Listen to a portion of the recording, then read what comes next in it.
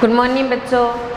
Class BSc BEd second year, subject है inorganic chemistry और topic है ऑर्गेनोमेटेलिक कंपाउंड कार्ब धात्विक यौगिक, जिसके पार्ट नंबर 2 की हम बात करने जा रहे हैं। पार्ट नंबर 1 हमने कर लिया और हमारा जो टॉपिक चल रहा था वो था कार्ब धात्विक यौगिकों का नामकरण। कार्ब धात्विक यौगिकों का नामकरण कि कार्ब धात्विक यौगिकों का नाम कैसे लिखा जाता है, जिसमें हमने पहली ये बात की थी कि अगर हमारे पास हाइड्रोकार्बन और धातु होती है तो पहले हाइड्रोकार्बन का नाम फिर धातु का, तो हमने मेथिल लिथियम इस प्रकार लिख दिया था। दूसरी हमने ये भी चर्चा की थी कि जब हमारे पास एल्किल समूह एक से ज़्यादा हो तो उनके नाम के आगे पूर्व लवगन के रूप में डाई ट्राई टेट्रा भी लगाते हैं। तो C2H5 2Zn, तो इसको लिखा जाता है डाई एथिल जिंक, ठीक है।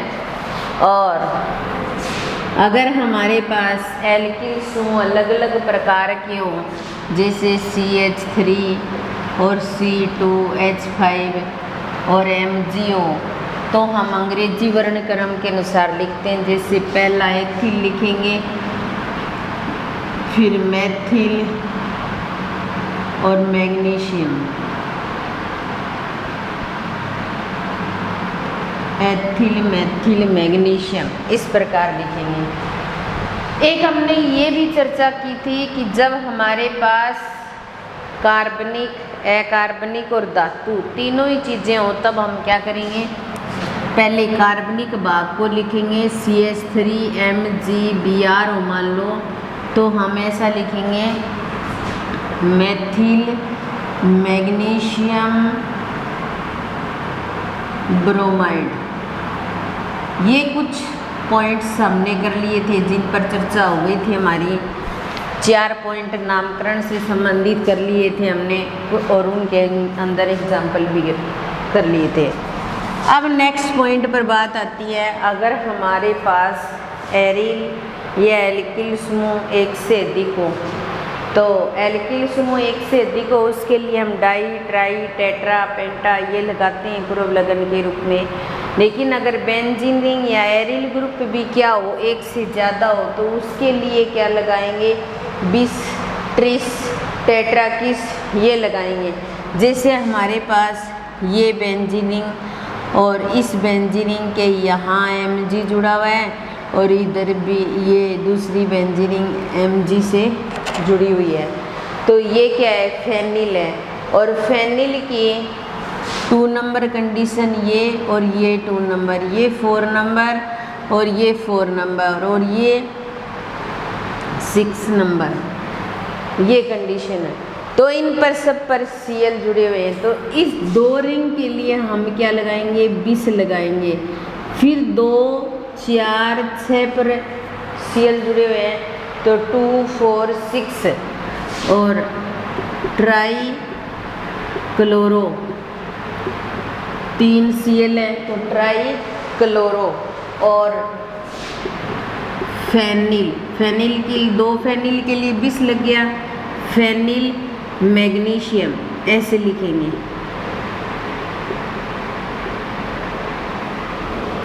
तो 20 2 4 6 ट्राई क्लोरो फेनिल मैग्नीशियम इस प्रकार लिखेंगे। उसके बाद में नेक्स्ट बात आती है कि हमारे पास कार्बोनिल यौगिक हो, कोई भी कार्बोनिल ग्रुप जुड़ा हो, CO को बोला जाता है कार्बोनिल समूह। क्या बोला जाता है, कार्बोनिल समूह। किसी भी धातु के साथ में अगर कार्बोनिल समूह जुड़ा हुआ है तब हम उसका नामकरण किस प्रकार करेंगे। जैसे हमारे पास FeCO5 है, तो कार्बोनिल जुड़ा हुआ है तो पहले हम धातु का नाम लिखेंगे, फिर कार्बोनिल का तो पहले हम लिखेंगे आयरन और कार्बोनिल कितने हैं 5, तो लिखेंगे पेंटा कार्बोनिल, आयरन पेंटा कार्बोनिल ऐसे लिखेंगे। इसमें भी एक कंडीशन ये हो सकती है कि धातु जो है हमारे पास ज़्यादा की फॉर्म में हो, ज़्यादा हो धातु एक से ज़्यादा हो, जैसे CO की ट्वाइस, ये कोबाल्ट है ऐसे लिख सकते हैं हम, CO की ट्वाइस CO की 8 ऐसे लिखा हो मान लो, तो हम इसको लिखेंगे डाई कोबाल्ट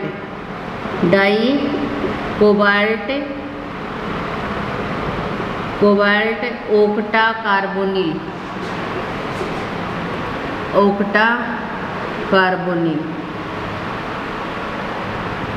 ऐसे लिखेंगे, ठीक है। तो हमारे पास ये कार्ब धात्विक यौगिक में एरिल जो यौगिक है वो एक से ज़्यादा की फॉर्म में हो तो उसके लिए 20 ऐसे लगाते हैं, तो 2 है तो 20 लगा दिया, और दोनों के 2, 4, 6 ट्राई क्लोरोफेनिल, ये सेम चीज़ अगर मैग्नीशियम अलग है तो अलग लिख दिया। कार्बोनिल समूह जुड़ा हो तो पहले धातु का नाम फिर कार्बोनिल को लिखा जाता है, और अगर धातु एक से ज़्यादा हो तो डाई कोबाल्ट ओक्टा कार्बोनिल भी लिख सकते हैं हम। अगर हमारे पास में कोई भी जो हाइड्रोकार्बन है वो सिलिकॉन के साथ जुड़ा हो, तो या तो हम क्या लगाते हैं इसके लिए सिलिकॉन हाइड्राइड लगाते हैं, क्या लगाते हैं सिलिकॉन हाइड्राइड ये लगाते हैं, या इसके लिए क्या लिखते हैं सिलेन लिखते हैं, सिर्फ क्या लिखते हैं सिलेन लिखते हैं। तो जैसे हमारे पास में CH3 4SiO तो 4 जुड़ा हुआ है तो टेट्रा मेथिल सिलेन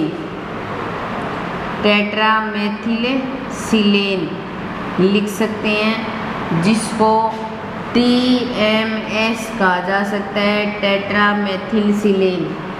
TMS का पूरा नाम क्या है ऐसे पूछा भी हुआ है क्वेश्चन, टेट्रा मेथिल सिलेन भी बोल सकते हैं अपने इसको।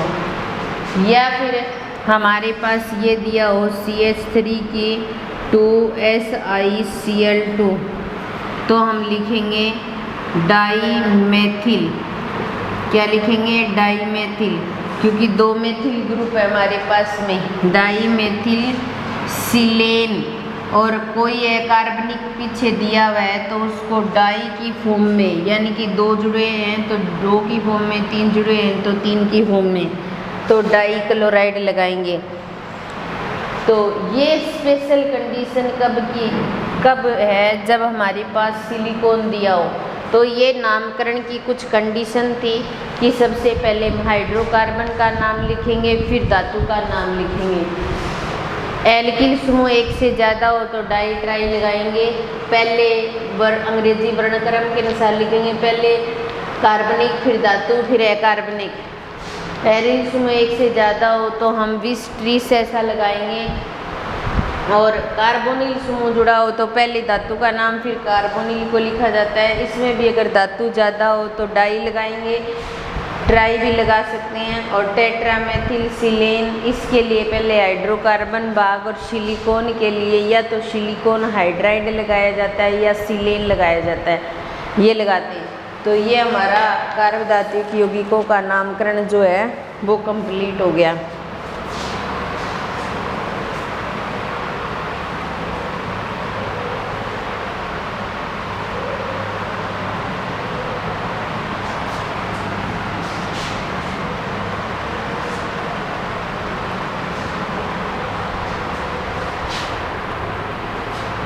उसके बाद में आता है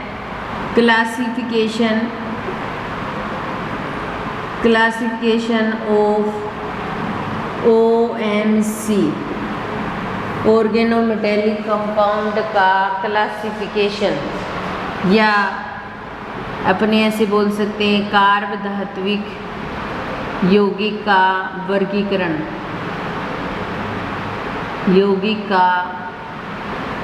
वर्गीकरण, वर्गीकरण के लिए कुछ आधार बनाए जाते हैं, उनके आधार पर वर्गीकरण किया जाता है। पहला आधार धातु लिगेंड बंध की प्रकृति के अनुसार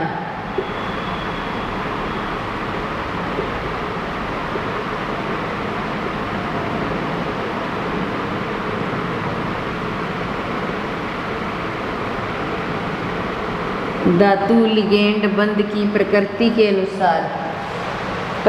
अनुसार इसको 3 भागों में बांटा गया है। पहला है आयनिक यौगिक,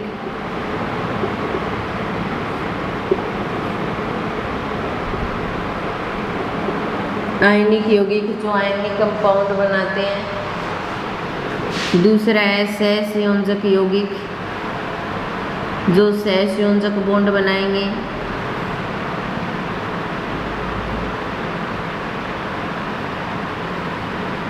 और पाई इलेक्ट्रॉन विस्थानीकृत यौगिक,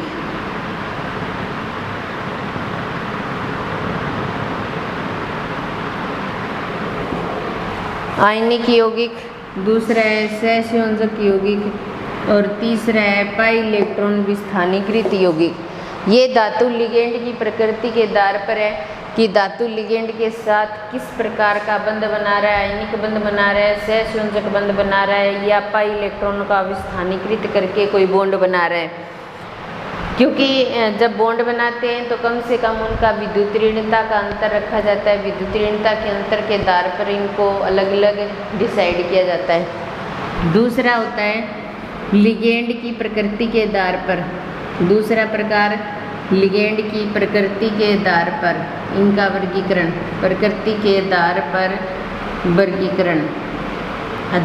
वर्गीकरण, लिगेंड की प्रकृति के आधार पर वर्गीकरण में पहला आता है सरल कार्बधात्विक यौगिक,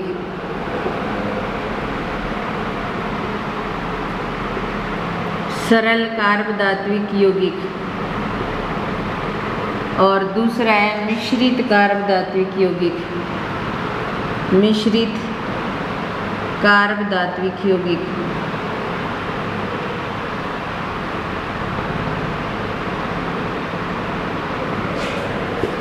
सरल कार्बधात्विक यौगिक 2 भागों में बांट सकते हैं सरल कार्बधात्विक यौगिक को। एक होता है सममित कार्बधात्विक यौगिक,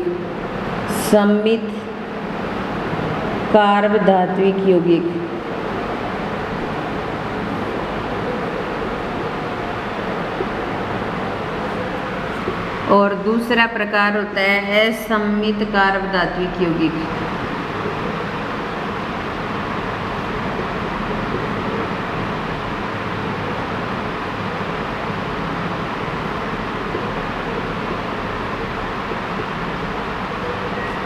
सम्मित कार्बधात्विक यौगिक और असम्मित कार्बधात्विक यौगिक 2 भागों में डिवाइड किया जाता है और मिश्रित अलग प्रकार का होता है, इनको डिटेल में पढ़ेंगे। और तीसरा जो प्रकार आता है वो विस्थानीकृत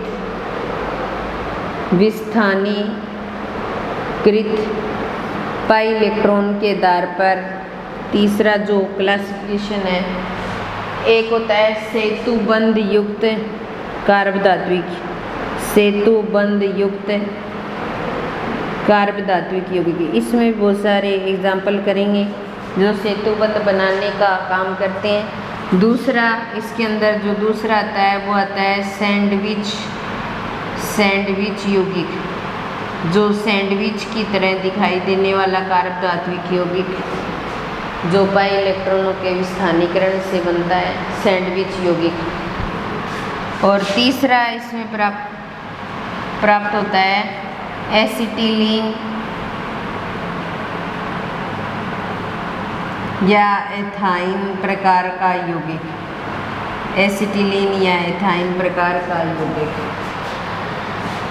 ये कार्बधात्विक यौगिकों का वर्गीकरण धातु लिगेंड की प्रकृति के आधार पर आयनिक, सहसंयोजक, पाई विस्थानीकृत और लिगेंड की प्रकृति के आधार पर सरल कार्बधात्विक यौगिक और मिश्रित कार्बधात्विक यौगिक। सरल कार्बधात्विक, सम्मित कार्बधात्विक यौगिक और असम्मित कार्बधात्विक यौगिक विस्थानीकृत पाई इलेक्ट्रॉनों के आधार पर सेतुबंध युक्त सैंडविच यौगिक और या एसिटिलीन या थाइन यौगिक।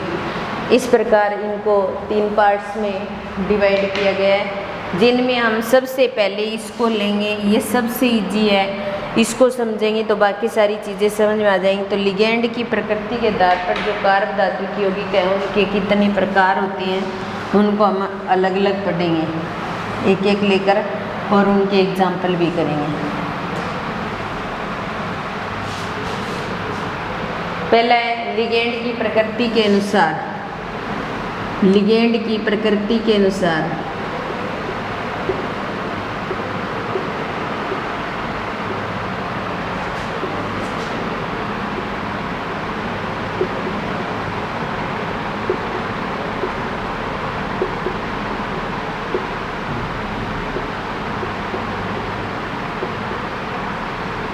लिगेंड की प्रकृति के अनुसार कार्ब धातु यौगिक जो सबसे पहला है वो है सरल कार्ब धातु यौगिक। जो सिंपल हाइड्रोकार्बन्स जो भाग होता है वो मिलकर के इस यौगिक का निर्माण करते हैं, इनको बोला जाता है सरल कार्ब धातु यौगिक। सरल कार्ब धातु यौगिक 2 प्रकार के हो सकते हैं, एक होते हैं सममित और एक होते हैं असममित। तो इसमें पहला जो सममित कार्ब धातु यौगिक है, सममित कार्ब धातु यौगिक,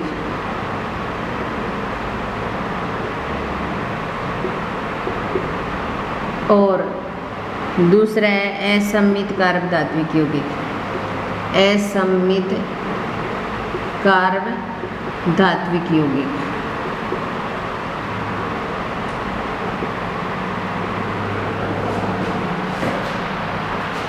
अब जो सरल कार्ब धात्विक यौगिक है, इस प्रकार के कार्ब धात्विक यौगिक में धातु सिर्फ हाइड्रोकार्बन्स भाग से जुड़ी रहेगी, हाइड्रोकार्बन्स भाग के साथ ही बॉन्डिंग करेगी, उसी के साथ जुड़ी रहेगी, तो वो हो जाएंगे सरल कार्ब धात्विक यौगिक। सरल कार्ब धात्विक यौगिक में अगर जो हाइड्रोकार्बन्स भाग समान प्रकार के हैं तो सममित कार्ब धातु यौगिक हो जाएगा, और हाइड्रोकार्बन्स भाग अलग अलग प्रकार के होते हैं सममित कार्ब धातु के यौगिक हो जाएगा। तो इसका एग्जाम्पल आ जाएगा C2H5 की ट्वाइस Zn। ये क्या है? Die ethyl zinc. क्या है? Die ethyl zinc. अब हम नाम लिख सकते हैं क्योंकि हम नाम लिखना सीख चुके हैं, हमने नामकरण कर लिया और नाम लिखना सीख चुके हैं, तो अब हम नाम लिख सकते हैं सममित कार्ब धात्विक यौगिक। सरल कार्ब धात्विक यौगिक जिनके अंदर सिर्फ हाइड्रोकार्बन्स भाग ही धातु के साथ जुड़े रहेंगे वो सरल कार्ब धात्विक यौगिक होंगे। सममित का मतलब हाइड्रोकार्बन्स भाग समान प्रकार के ही जुड़े रहेंगे। जैसे हमारे पास में C2H5 की 4 PbO, तो इसको बोला जाता है tetra ethyl lead. Tetra ethyl lead ये क्या है? सममित कार्ब धात्विक यौगिक है, क्योंकि हाइड्रोकार्बन्स भाग समान प्रकार का है तो सममित कार्ब धात्विक यौगिक। असममित कार्ब धात्विक यौगिक का मतलब हाइड्रोकार्बन्स भाग अलग अलग प्रकार का हो तो वो क्या होते हैं? सममित कार्ब धात्विक यौगिक। जैसे एग्जाम्पल के लिए यहाँ पर हमारे पास CH3Zn और C2H5 हो तो इसको हम लिखेंगे ethyl Maithil zinc, ethyl Maithil zinc, ठीक है। और C2H5Zn इसके साथ C6H5 जुड़ा हो तो इसको लिखेंगे ethyl phenyl zinc, ethyl phenyl zinc. तो ये असममित कार्ब धात्विक यौगिक, सममित कार्ब धात्विक यौगिक और असममित कार्ब धात्विक यौगिक जो सरल कार्ब धात्विक के प्रकार हैं। सरल कार्ब धात्विक का मतलब ये हो गया कि धातु के साथ अगर हाइड्रोकार्बन्स भाग ही जुड़ा रहता है तो उसको बोला जाता है सरल कार्ब धात्विक यौगिक। और वो सममित और असममित 2 प्रकार के होते हैं। अगर हाइड्रोकार्बन्स भाग समान प्रकार का है तो सममित कार्ब धात्विक यौगिक, और अगर अलग अलग प्रकार का है तो असममित कार्ब धात्विक यौगिक। फिर इसका दूसरा प्रकार आता है मिश्रित कार्ब धात्विक यौगिक। इसका दूसरा प्रकार आता है मिश्रित कार्ब धात्विक यौगिक। मिश्रित कार्ब धात्विक यौगिक। मिश्रित कार्ब धात्विक यौगिक, इसके अंदर क्या होता है, मिश्रित फॉर्म में पाए जाएंगे कार्ब धात्विक यौगिक जो होंगे उनके साथ हाइड्रोकार्बन्स भाग भी पाया जाएगा और उसके साथ में हेलोजन्स भाग भी पाया जाएगा। जैसे हमारे पास C2H5 MgBr है, तो यहाँ पर एग्जाम्पल नंबर फर्स्ट इसको लिखेंगे ethyl magnesium bromide. Ethyl magnesium bromide, ये जो भाग है वो मिश्रित कार्ब धात्विक यौगिक का भाग माना जाता है। मिश्रित कार्ब धात्विक यौगिक का भाग माना जाता है। जैसे हमारे पास CH3 की थ्राइज SnCl, इसको लिखेंगे ट्राई मेथिल टिन क्लोराइड। तो यहाँ पर हाइड्रोकार्बन भाग भी है, धातु भी है और अकार्बनिक भाग भी है, तो दोनों प्रकार के भाग। तो ये लिगेंड की प्रकृति के आधार पर कार्ब धात्विक यौगिकों के सबसे सरल व इजी प्रकार, जिनमें पहला है सरल कार्ब धात्विक यौगिक और दूसरा है मिश्रित कार्ब धात्विक यौगिक। सरल कार्ब धात्विक यौगिक जिसके अंदर पहला प्रकार है सममित कार्ब धात्विक यौगिक, जिसके अंदर समान प्रकार के हाइड्रोकार्बन्स भाग जुड़े रहेंगे, जिनको सममित कार्ब धात्विक यौगिक, और जिनमें असमान प्रकार के जुड़े रहेंगे उन्हें असममित कार्ब धात्विक यौगिक। और मिश्रित कार्ब धात्विक यौगिक में अगर एल्किल ग्रुप और धातु और अकार्बनिक भाग जुड़ा हो तो उसको मिश्रित कार्ब धात्विक यौगिक कह सकते हैं। तो ये जो है वो लिगेंड की प्रकृति के आधार पर कार्ब धात्विक यौगिकों के प्रकार थे।